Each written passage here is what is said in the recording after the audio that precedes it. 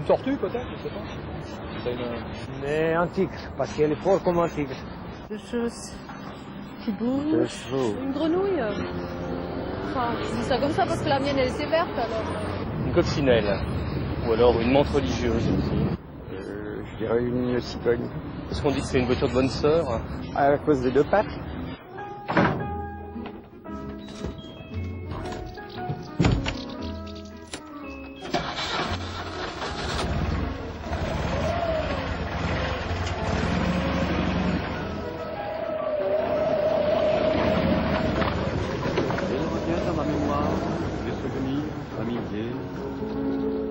Je revois ma blouse noire lorsque j'étais écolier.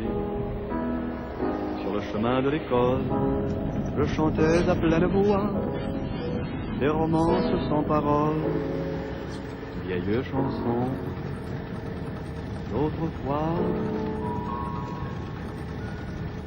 Douce France, cher pays de mon enfance,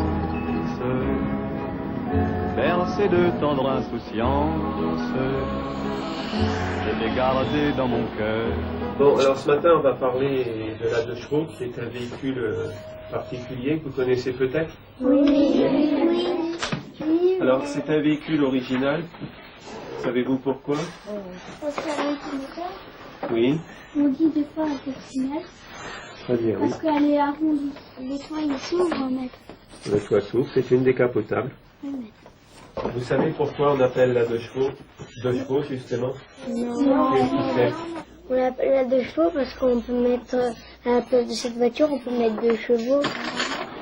Alors, Marie, tu n'as rien dessiné? Pourquoi? Ouais, parce que je pouvais pas dessiner avec la règle pour faire la 2 chevaux.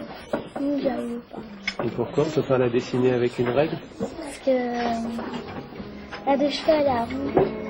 Mon village, au clocher, aux maisons sages, où les enfants de mon âge ont partagé mon bonheur. Elle est belle cette voiture. J'aurais bien aimé la voir. Il y a toujours quelque chose à dire sur la 2 chevaux. Peut-être parce que c'est pas une voiture. La 2 chevaux, c'est... comment dire? C'est le fils naturel de Pégase et d'un moulin à légumes.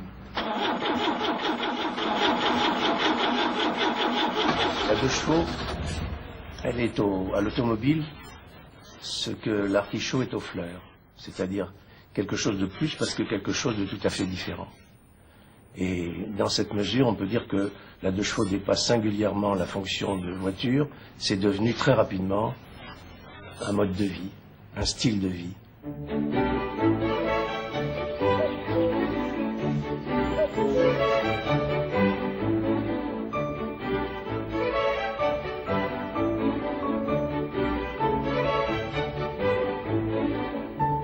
Tout est doux dans cette voiture. Il n'y a rien qui soit provoquant, qui choque, qui défie. Elle n'a pas de vitesse, elle n'a pas de standing, elle n'est pas agressive. C'est la 2 chevaux.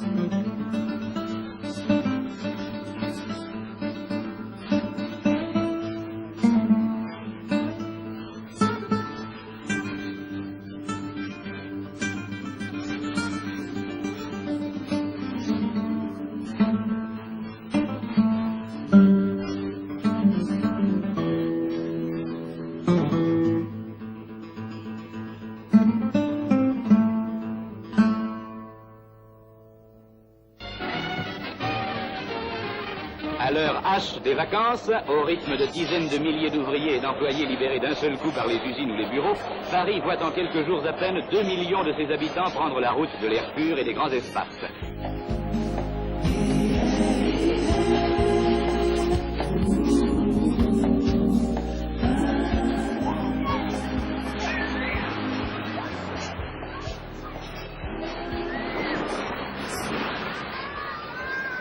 Heureux temps des vacances, où chacun, fuyant la ville, s'évade des soucis quotidiens, exode vers l'espace, l'air, le soleil régénérateur. Cette détente est principalement nécessaire à la jeunesse.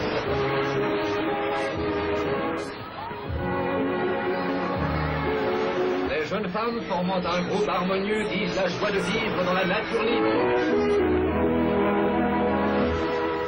C'est en 1935 que la véritable histoire de la deux chevaux a commencé, lorsque Pierre Michelin a voulu relancer, sur les bases de l'étude qui avait été faite par Michelin en 1922, l'étude de la deux chevaux.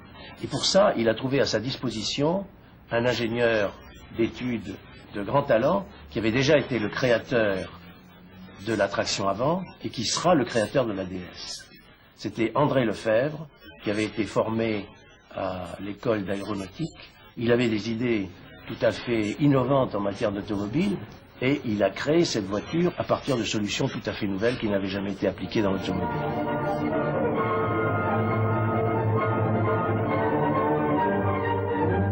Est-ce le Fantomas des autos? Non, c'est mieux que cela. Vous allez voir.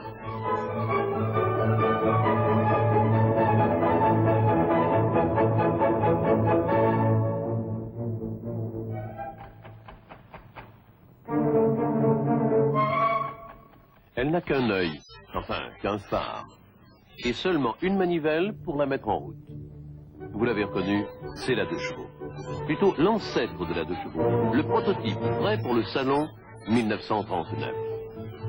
Suspension par bras indépendant en magnésium, essuie-glace monobalai à parcours ellipsoïdal, pas de poignée extérieure aux portes. Il faut faire simple mais pratique. On doit pouvoir y pénétrer coiffé de son chapeau.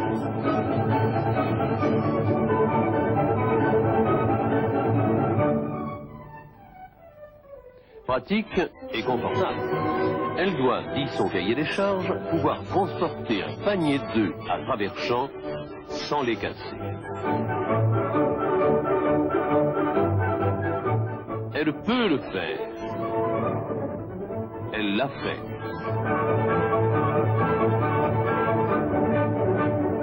Partie comme elle est, elle va durer 50 ans et elle fera des petits. Qu'est-ce que vous croyez? Citroën sait ne pas mettre tous ses œufs dans le même panier.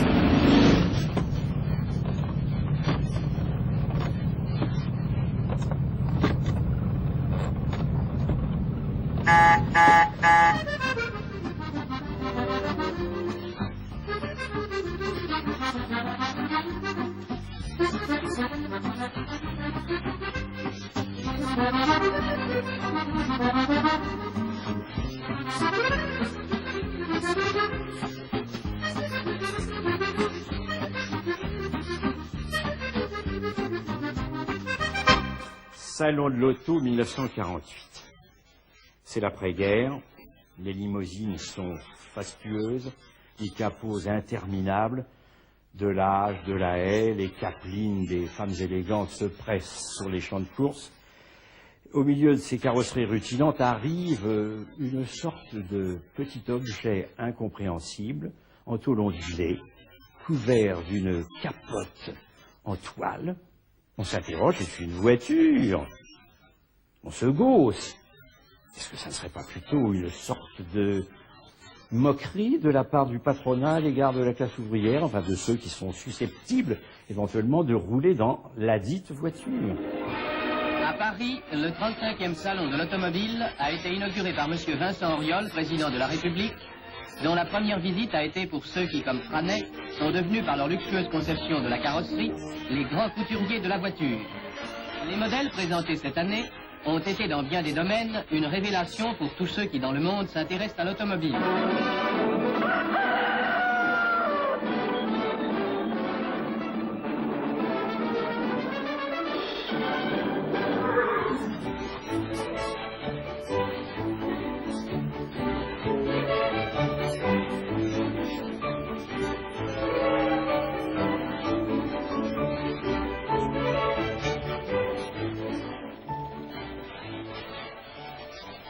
Au départ, je vous avoue que la première année, moi quand j'ai vu la première, je me suis dit jamais que je ferais une saloperie pareille parce que c'est une vraie boîte de conserve, ça ressemble vraiment à rien. Et quand j'ai fait mon premier voyage d'Orléans à Paris en 1951, qu'un ami me propose de monter dans sa 2 chevaux, qui était la première importée dans le Loiret. Enfin importée, la première vendue dans le Loiret. Et nous allons faire le voyage d'Orléans à Paris et retour. Et quand je suis revenu, c'était vraiment extraordinaire. J'ai commandé tout de suite cette voiture chez La Roche, et on m'a dit, monsieur Mallard, ben, dans 3 ans, vous l'aurez peut-être. Alors, il fallait être courageux, quoi. Le dimanche, on partait le matin de bonne heure. Par exemple, on organisait un petit rallye, ce que j'appelle un rallye pâquerette, c'est-à-dire un rallye où la vitesse ne joue absolument pas, où il faut trouver différents objets dans la nature, où il faut décrire quelque chose, où il faut, comment dirais-je, il faut dessiner un plan, il faut, avec des jeux pendant le parcours, vous savez, ça nous occupait toute la matinée. Ensuite, on faisait un repas en commun. Alors, quand il faisait pas beau, c'était au restaurant. Quand il faisait beau, on sortait les banquettes des voitures et on amenait chacun son petit panier. C'était assez formidable. Et l'après-midi, on faisait les jeux. Et puis le soir, bon, on rentrait tranquillement. C'était une journée où on s'était surtout bien amusé. Alors là, vous allez voir que la 2 chevaux.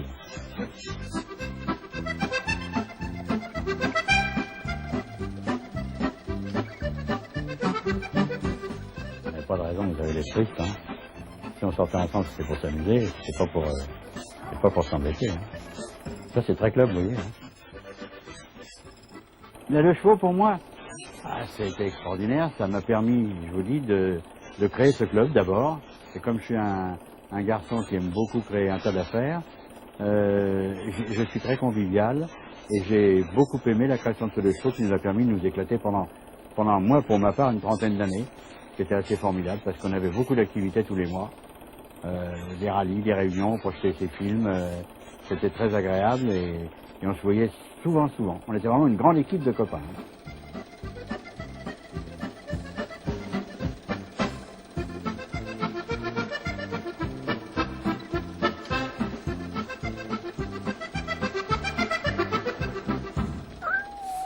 Moi, je trouve que ce gris va très bien aux 2 chevaux. Ça leur donne un côté ancien, rétro. C'est superbe. Alors lui, il vit dans les 2 chevaux. Sur les capotes, c'est son coin préféré. Il adore ça. Dans toutes les familles, quand on parle de la 2 chevaux, il y a toujours quelqu'un qui dit « Ah, ben mon grand-père en avait une, ma tante en a une, moi j'en ai une, j'ai passé mon permis sur une 2 chevaux. » Enfin, dans toutes les familles, il y a toujours une histoire avec une 2 chevaux quelque part. Je pense que c'est une voiture qui laisse des empreintes, qui laisse des souvenirs plus qu'une autre. Souvenirs d'enfance, souvenirs de jeunesse. Il m'arrive des fois de ramener des 2 chevaux comme ça chez des personnes un peu plus âgées. Et je vous assure que les gens pleurent quand je pars avec. Hein. Les gens pleurent, mais vraiment des grosses larmes. Hein. Ça m'est arrivé encore il n'y a pas très longtemps. Vraiment une voiture attachante. Et, je sais pas, ça fait partie de la vie des gens, pratiquement. Ça fait partie de la famille. Voilà.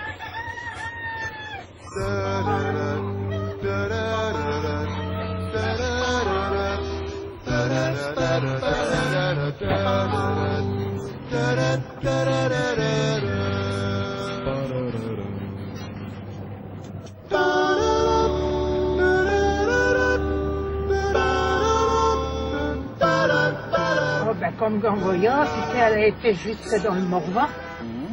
Ça a été le plus grand voyage.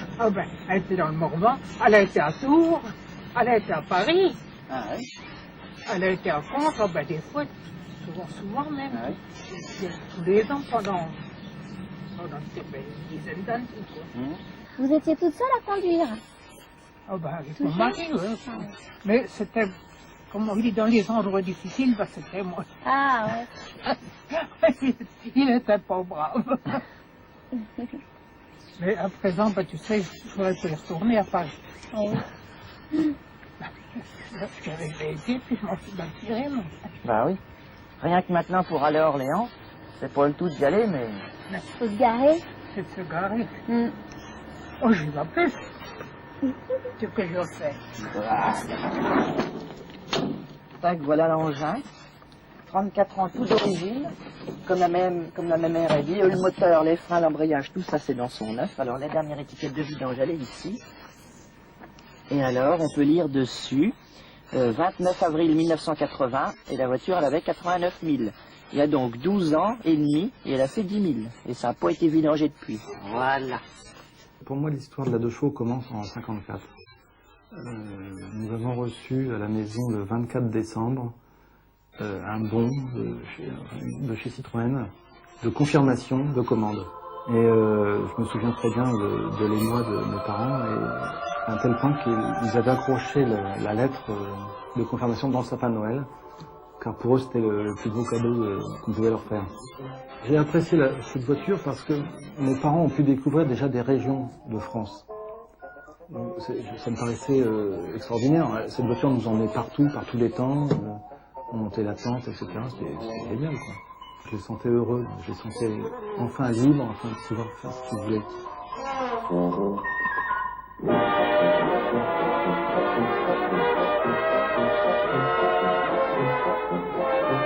L'engouement de la 2 chevaux qu'a suscité la 2 chevaux s'explique aussi par la période à laquelle elle est venue au monde. C'était l'après-guerre, et pendant la guerre, une grande partie de la jeunesse européenne s'était vue privée de la faculté de voyager. On était enfermés dans des frontières, et après la guerre, il y a eu une faim extraordinaire de découvrir des horizons nouveaux.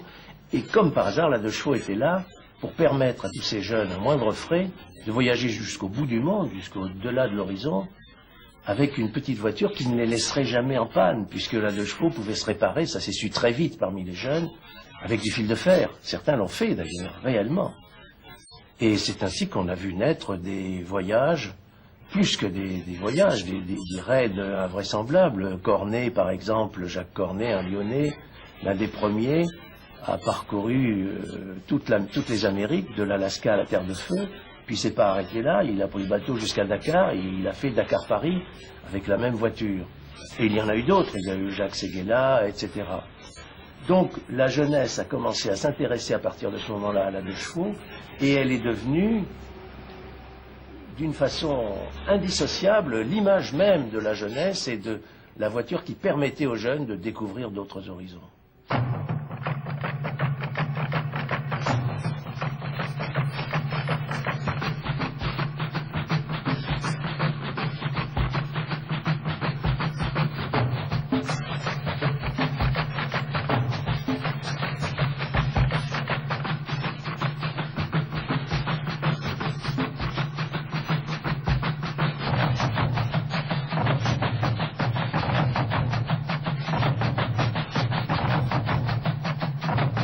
Moi, je dois tout à la 2 chevaux. Si je n'avais pas connu la 2 chevaux, et si elle ne m'avait pas emmené comme ça à l'autre bout du monde, je serais aujourd'hui pharmacien, qui n'était pas du tout ma vocation. C'est un très beau métier, qui n'était pas du tout ma vocation. Je serais à Perpignan, qui n'était pas non plus le pays où je pouvais laisser cette imagination, cette folie qui est en moi, et puis ce besoin de conquérir le monde, qui ne peut trouver sa vraie force qu'à partir de Paris, et j'aurais complètement changé de vie. C'est à la fois la 2 chevaux et le voyage. Et ce que m'a apporté la 2 chevaux, c'est de pouvoir le faire par moi-même, responsable et unique responsable du voyage, en toute liberté. Et au lieu de le faire comme un gosse de riche, de le faire comme un gosse de riche. C'est une voiture de la rue. C'est ça qui est formidable dans cette voiture. Alors après, j'ai fait beaucoup de bêtises, et en particulier un jour d'acheter une Rolls. J'avais une Rolls pendant 3 ou 4 ans, et pratiquement chaque fois où je sortais, je la trouvais rayée de tous les côtés. La victoire de Samothrace arrachée. Et puis il y avait pire que ça. Quand j'attendais un feu rouge, il y avait des gens qui me crachaient sur la voiture. Alors que quand j'étais en 2 chevaux, où que ce soit dans le monde, elle attirait la sympathie, l'éclat de rire, souvent, et puis une sorte de passion sensuelle. Les gens venaient et la caressaient. Mais ils la caressaient pas comme on caresse une Rolls, c'est-à-dire en ayant un peu peur. Ils lui mettaient vraiment la main aux fesses. Ils la touchaient vraiment. Ah, c'était du vrai, c'était du solide.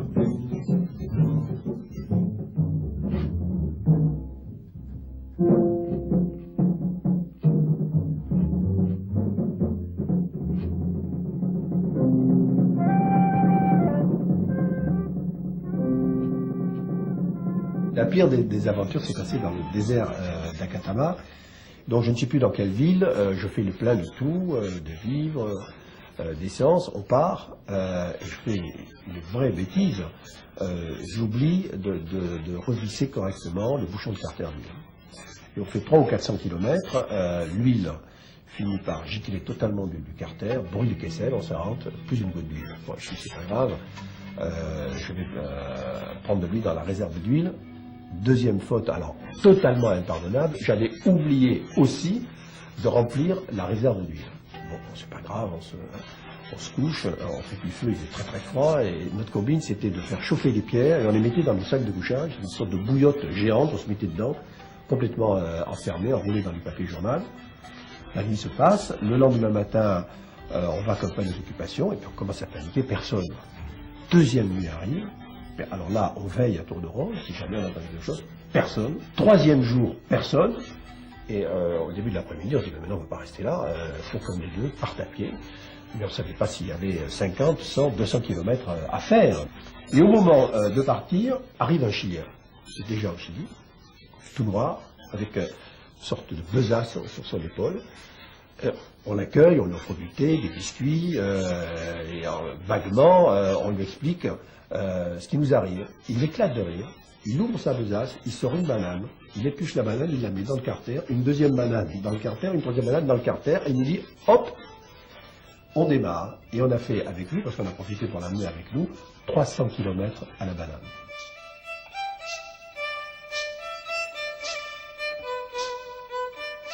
Elle crée une complicité immédiate avec le monde.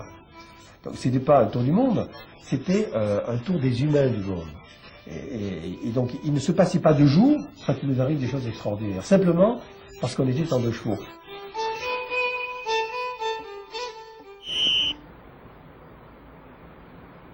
C'est parce que cette voiture ne ressemblait à rien d'autre, et surtout pas à une voiture, qu'elle est devenue un objet de légende.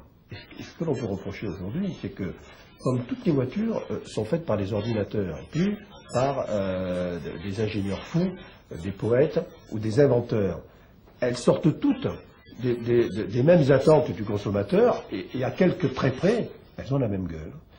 Et c'est pour ça qu'il y a un accident de ciment. Et si aujourd'hui on avait le courage de refaire des 2 chevaux, des coccinelles, ou des Ford T, qui ressemblaient à un canard, ben je suis sûr qu'on réinventerait l'automobile. Mais il faut du courage, et puis il faut de l'imagination, il faut de la passion.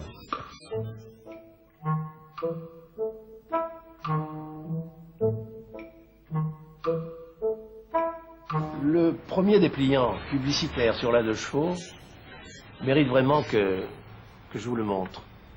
Le voilà. C'est un dépliant publicitaire qui était censé pousser les gens à acheter cette voiture, et il n'y en a pas eu d'autres pendant des mois. Et dans ce dépliant, on disait carrément, et c'était le slogan de Pierre Boulanger, ça n'est pas une voiture pour faire le jeune homme.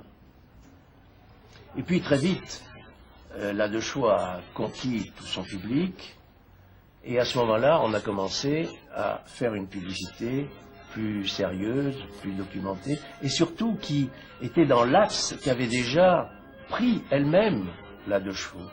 C'est-à-dire une voiture joyeuse, une bonne à tout faire, une voiture passant partout.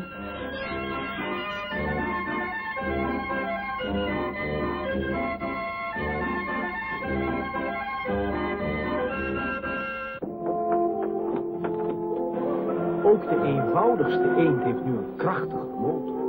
Hij trekt sneller op, zijn top ligt hoger, hij haalt makkelijker in. En dat heeft zo zijn voordelen.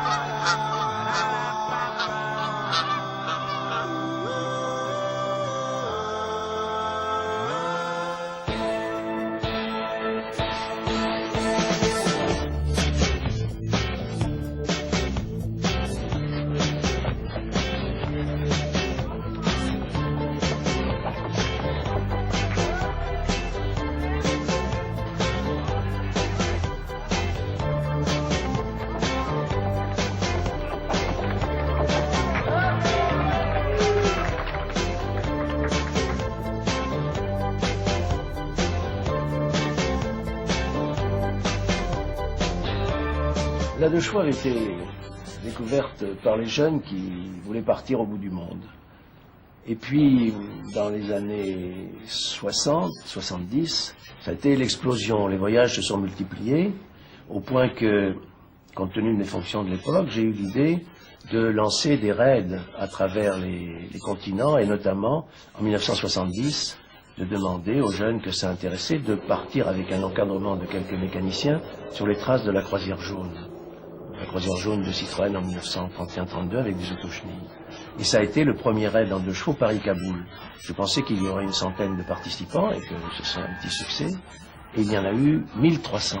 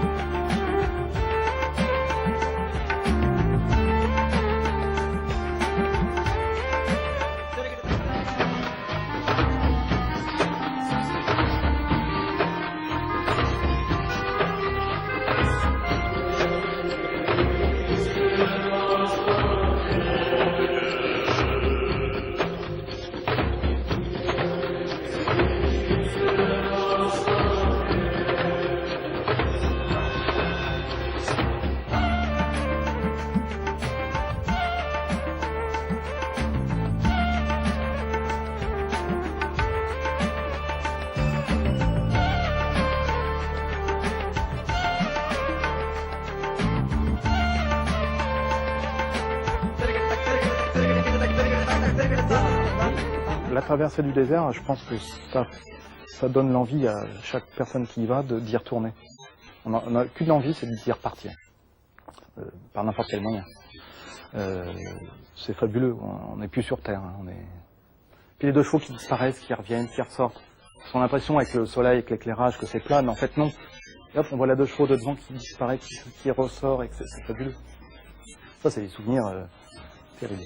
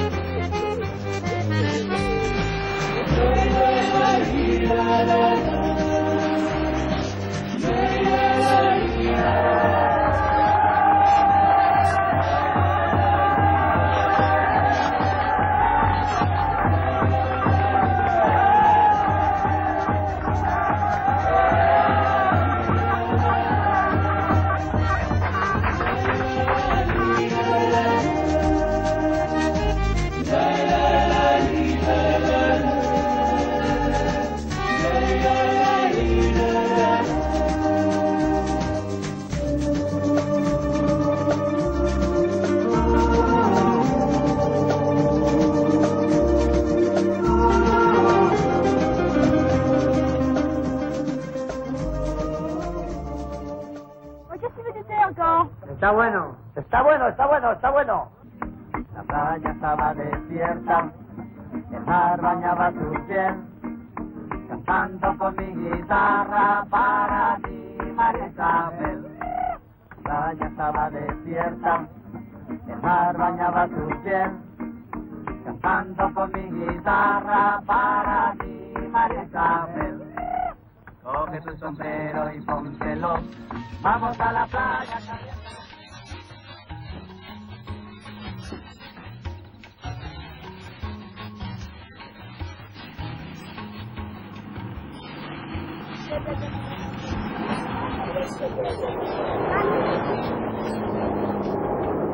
deux chevaux, ça a été ce qui a permis de nous emmener quelque part et de vivre une période qui était la suite de l'histoire 68.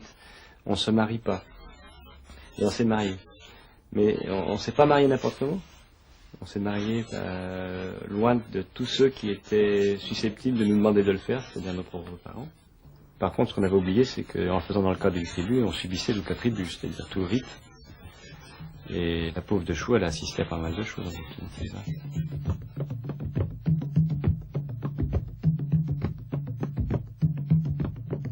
Deux jeunes du raid s'aimaient. Je me souvenais qu'il faisait très chaud. J'étais enfermée dans une case avec toutes les femmes touaregs qui trouvaient que mes cheveux frisés, ça n'allait pas du tout parce que il fallait absolument raidir tout ça. Alors elle m'avait pris mèche par mèche et elle m'avait fait des nattes pour que tout ça soit aplati. J'avais même pas une glace pour me regarder. Mais il y avait une espèce d'osmose avec ces femmes qui étaient très joyeuses, qui me racontaient comment ça allait se passer. Il fallait que je fasse 3 fois le tour de la case pour reconnaître les lieux. Il fallait que j'aille chercher mon mari qui était dans une autre case avec des lances. Et tout ça s'est passé très vite. Il y avait beaucoup de monde. Avec une tribu qui n'avait jamais vu des blancs se marier chez eux, etc.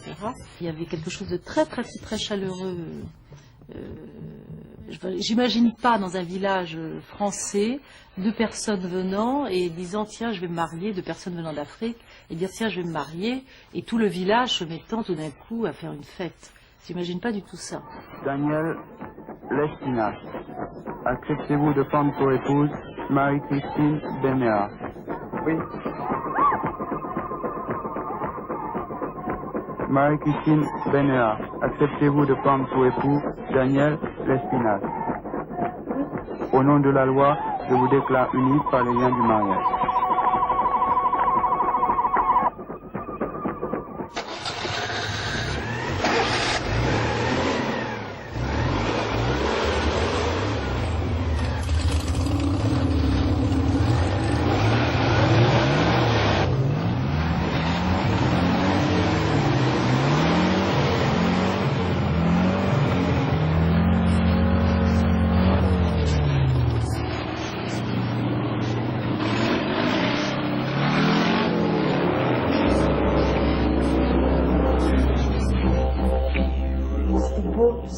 Déjà la couleur du paysage, à 6 heures, tout devient rouge. Le soleil il est là, il brûle quoi devant toi. Déjà tu peux pas conduire après 6 heures, parce que le soleil est devant toi et tu vois rien. Tu vois rien tellement que c'est éblouissant. Le soleil là-bas il est éblouissant, c'est fou. On a dû s'arrêter une fois dans une communauté pour prendre de l'essence. On était dans le désert, ça faisait 300-400 km qu'on n'avait pas d'essence. Et en arrivant là, ils ont peur. Ils nous voient avec une caméra, un appareil photo, hop, ils s'en vont. Ils ne se sont pas attardés sur la 2 chevaux, c'est ce qui m'a surpris. Ils n'étaient pas autour à regarder cette drôle de voiture, comme en Afrique par exemple, ils étaient apparemment, c'était vraiment comme un jouet. C'est un jeu, c'était une nouveauté. Voilà, nous, pas trop, pas les aborigènes, ils sont vraiment dans leur monde. Les Africains, en tout cas vis-à-vis de cette voiture, ils ont aimé quoi. C'est vrai que bon, c'est agréable d'arriver dans un pays et d'avoir des gens qui sont... d'apporter quelque chose en plus. Ah, ça véhicule une image incroyable. À 2 chevaux, les gens ils nous prenaient en Afrique pour des missionnaires. Ils pensaient qu'on voyageait de mission en mission. Ils disaient mais il y a longtemps qu'on l'a pas vu, vous êtes tous missionnaires, vous êtes mariés. Des fois ils l'appelaient ma sœur, des fois mon père. Alors parfois dans les barrages de police ça nous servait, on n'insistait pas trop. Oui on visite les missions et ça nous aidait quelquefois. Et puis d'autres moments c'était l'aspect convivial. Ils n'avaient jamais vu cette voiture, ils voulaient absolument nous rencontrer, savoir ce qu'on avait fait, et ils trouvaient que ça dénotait complètement du véhicule tout-terrain et de l'engagement qu'on avait vis-à-vis du voyage, quoi.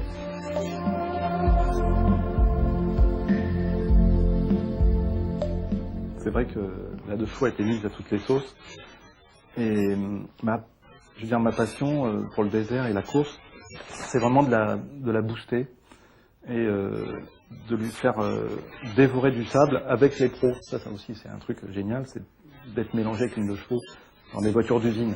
Donc ça, c'est le gros projet au début 97. Participer au Dakar, avec un buggy, parce que c'est une nouvelle classe de score, un buggy déguisé en 2 chevaux. Cette 2 chevaux, elle fera plus 2 chevaux, mais 200 chevaux, même plus de 250, pour être exact, mais en 2 roues motrices. Et le grand pari, enfin ce qui paraît un peu fou aujourd'hui, c'est que je vais être tout seul, c'est un monoplace, ce qu'on appelle un class one, tout pour s'éclater, quoi, en 2 chevaux. Je ne me vois pas partir avec une autre voiture, franchement. Même si on me proposait une voiture de course officielle, je la déguiserais en Doge, encore.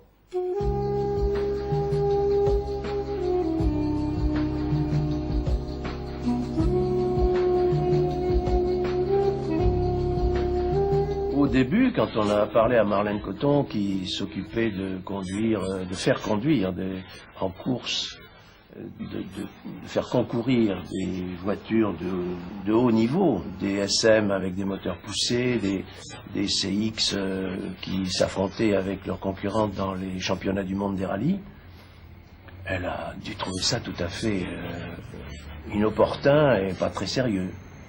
Et puis elle est venue voir, et alors là, tout a changé. La 2 chevaux sur les circuits de course, c'était une surprise pour moi. Jamais je n'ai envisagé un jour de les voir, mais j'avoue que lorsque je les ai vus sur ces circuits, ça a été une joie formidable. Les dimanches des 2 chevaux cross, c'était les vacances, c'était la fête. Tout le monde attendait de voir les enfants, leur papa courir, les parents voir leurs fils courir. J'ai vu 3 générations d'enfants courir, les petits-enfants, les enfants et le grand-père, puisqu'il y a eu dans les 2 chevaux cross un homme qui courait avec ses enfants, on l'appelait d'ailleurs le papy cross.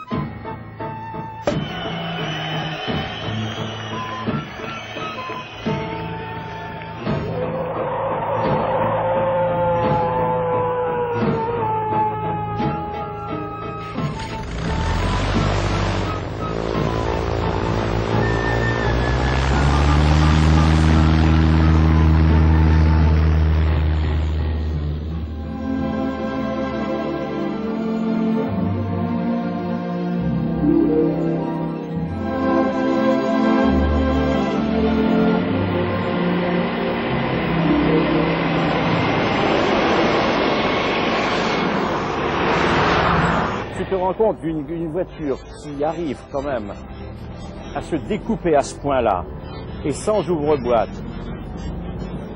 qui est pratiquement la moins chère des décapotables et la plus facile à maîtriser.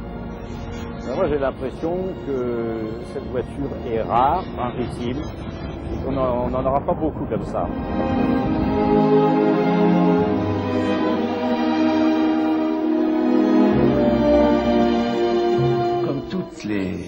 grande séductrice, la 2 chevaux, a suscité bien des débats. Et notamment, le grand débat, ça a été entre les puristes qui voulaient conserver une 2 chevaux grise avec les phares au but de l'origine et qui voulaient que rien ne soit changé.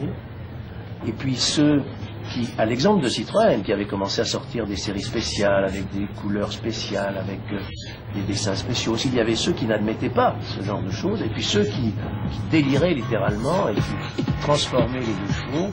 Et parmi ceux-ci, parmi les clubs d'amateurs de 2 chevaux, on a vu surgir, à l'exemple de ce qui se faisait sur d'autres modèles aux États-Unis, les amateurs du custom.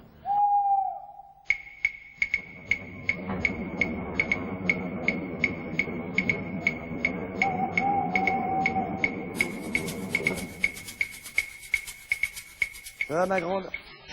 Alors, ma pitchounette? Bah voilà. Celle-ci, c'est la première voiture de luxe que j'ai offert à ma femme pour aller se promener tous les deux.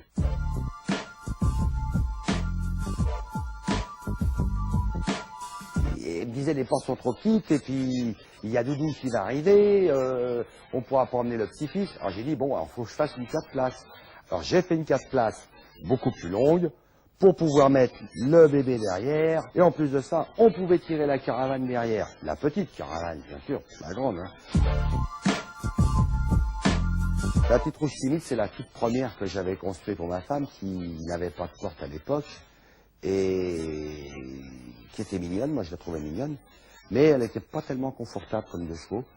Alors donc, il a fallu que je l'améliore. Alors j'ai mis des portes, j'ai eu beau lui mettre des portes en macrolon, mais le vent il s'engouffre, ceci, cela, et puis bon, j'ai eu des réflexions.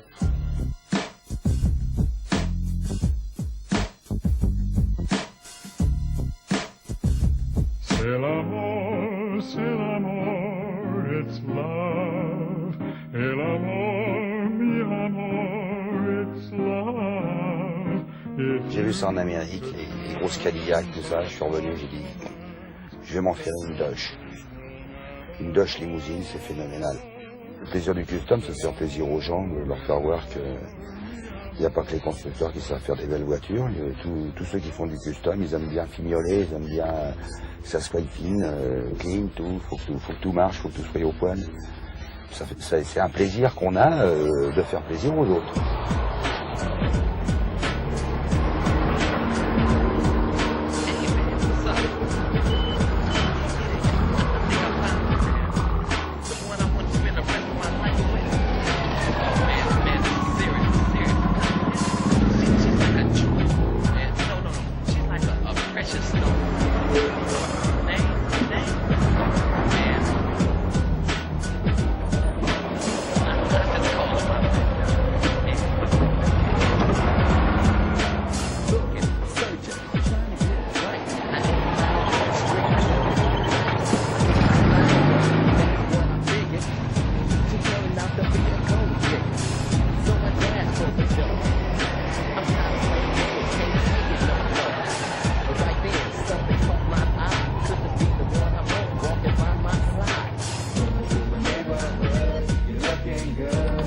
Toutes les 2 chevaux sont belles.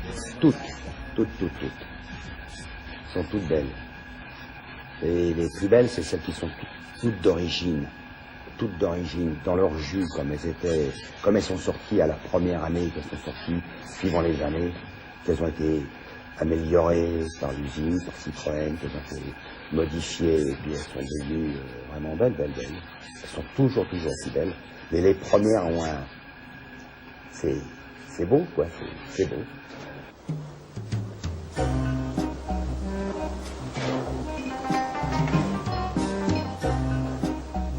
C'est pas du tout un champ d'ornie, c'est notre trésor de guerre. Là, on accumule depuis quelques années les 2 chevaux. On les court-circuite au marché d'occasion. Elles viennent ici, et puis elles attendent leur jour.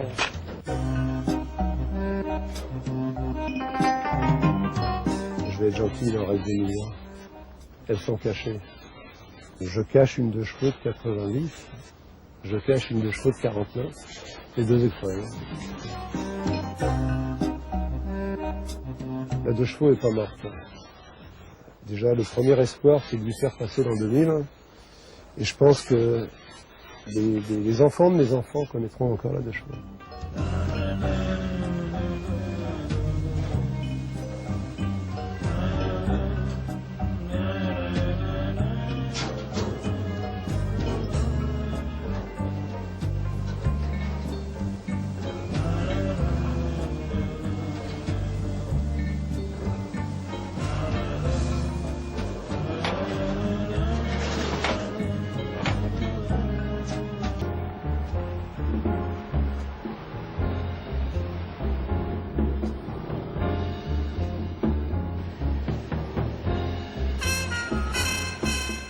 Aujourd'hui, tout doit aller vite.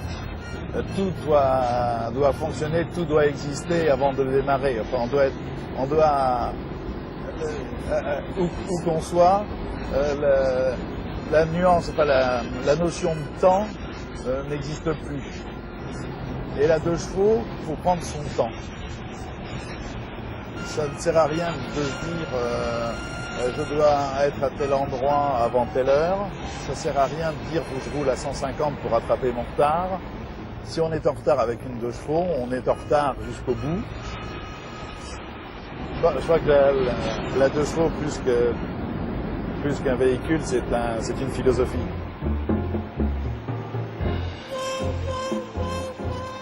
La deux chevaux ne cessera jamais de plaire parce que la deux chevaux, c'est la jeunesse du monde. C'est la petite fille Espérance qui se lève tous les matins. Et je crois que c'est pour ça qu'elle continuera envers et contre tout. Elle n'est plus produite depuis 1990, mais elle est chère au cœur de tous. Elle a duré plus de 40 ans. Pendant plus de 40 ans, elle a été la première voiture de millions de personnes. On n'oublie jamais les premières fois.